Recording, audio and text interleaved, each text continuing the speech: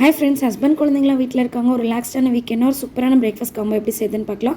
ரவா பொங்கல், தால் fry, sambar chutney, puri தான் இன்றைக்கான menu. குக்கரில் 1 கப் துவரம்பருப்பு, 1/2 கப் பாசிப்பருப்பு, மஞ்சள் பொடி, தேவையான அளவுக்கு தண்ணி விட்டு 5 விசில் வேக வச்சு எடுத்துக்கோங்க.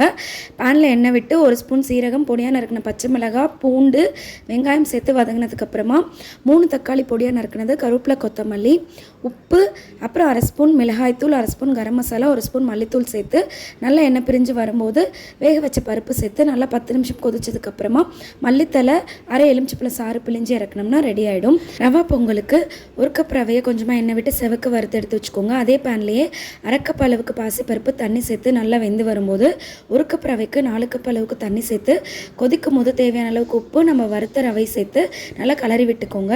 கூடவே கொஞ்சமாக நெய், ஆயில் விட்டு பொடியாக நறுக்கின பச்சை மிளகாய், கருவேப்பிலை, கொத்தமல்லி, இஞ்சி, அப்புறம் இடித்து சேர்த்த சீரக மிளகு இதெல்லாம் கொட்டி நல்லா தளர கிளறி விட்டிங்கன்னா சூப்பரான ரவா பொங்கல் ரெடி.